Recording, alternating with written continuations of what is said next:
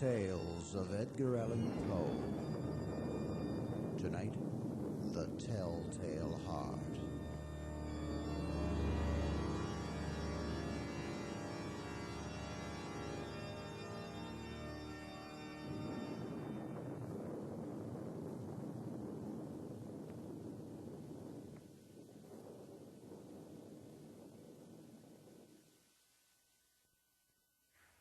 True, nervous. Very, very dreadfully nervous. I had been and am. But why will you say that I am mad? The disease had sharpened my senses, not destroyed, not dulled them. Above all was the sense of hearing acute. I heard all things in heaven and in the earth. I heard many things in hell. How then am I mad? Hearken, and observe how healthily, how calmly I can tell you the whole story. It is impossible to say how first the idea entered my brain, but once conceived, it haunted me day and night. Object, there was none. Passion, there was none. I loved the old man. He had never wronged me. He had never given me insult. For his gold I had no desire. I think it was his eye. Yes, it was this. One of his eyes resembled that of a vulture, a pale blue eye with a film over it.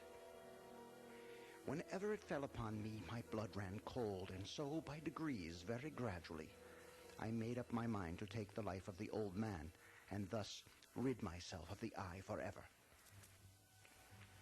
Now this is the point. You fancy me mad. Madmen know nothing, but you should have seen me. You should have seen how wisely I proceeded, with what caution, with what foresight, with what dissimulation I went to work. I was never kinder to the old man than during the whole week before I killed him. And every night about midnight, I turned the latch of his door and opened it, oh, so gently. And then, when I had made an opening sufficient for my head, I put in a dark lantern, all closed, so that no light shone out. And then I thrust in my head. Oh, you would have laughed to see how cunningly I thrust it in. I moved it slowly, very, very slowly, so that I might not disturb the old man's sleep. It took me an hour to place my whole head within the opening so far that I could see him as he lay upon his bed. Would a madman have been so wise as this? And then, when my head was well into the room, I undid the lantern cautiously, oh, so cautiously, for the hinges creaked. I undid it just so much that a single ray fell upon the vulture eye. And this I did for 7 long nights, every night just about midnight. But I found the eye always closed, and so it was impossible to do the work, for it was not the old man who vexed me, but his evil eye.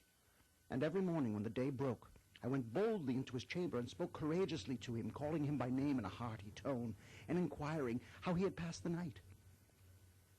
So you see, he would have been a very profound old man indeed to suspect that every night, just at 12, I looked in upon him as he slept.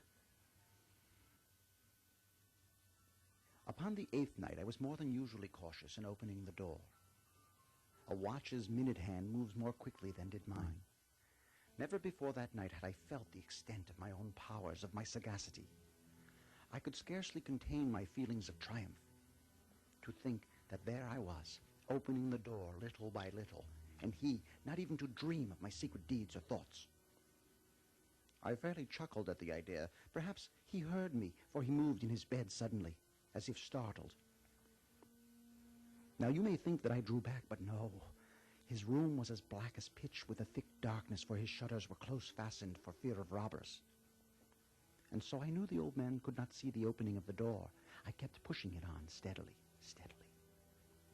I had my head in and was about to open the lantern when my thumb slipped upon the tin fastening, and the old man sprang up in his bed, crying out, "Who's there?"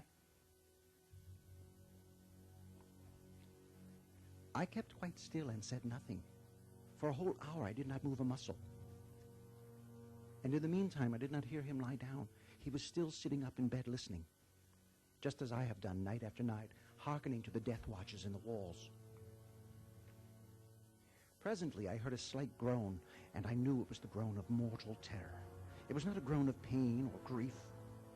Oh no, it was the low, stifled sound that arises from the bottom of a soul when overcharged with awe. I knew the sound well, for many a night just at midnight when all the world slept, It has welled up in my own bosom, deepening with its dreadful echo the terrors that distracted me. I say I knew it well. I knew what the old man felt and pitied him, although I chuckled at heart. I knew that he had been lying awake ever since that first slight noise, and he had turned in his bed. His fears had been growing upon him ever since. He has been trying to fancy them causeless, but could not. He had been trying to say to himself, it is nothing but the wind in the chimney, or only a mouse crossing the floor, or maybe it is a cricket which has made a single chirp.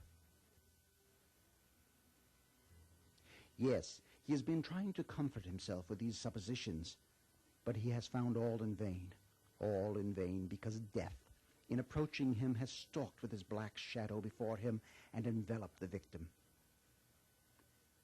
And it was the mournful influence of the unperceived shadow that caused him to feel, although he never saw or heard, to feel the presence of my head within the room. When I had waited a long time, very patiently, without hearing him lie down, I resolved to open a very little crevice in the lantern. So I opened it. You cannot imagine how stealthily, until at length a single dim ray, like the thread of a spider, shot from the crevice and fell upon the vulture eye. It was open, wide open, and I grew furious as I gazed upon it. I saw it with perfect distinctness, all a dull blue with a hideous veil over it that chilled the very marrow in my bones.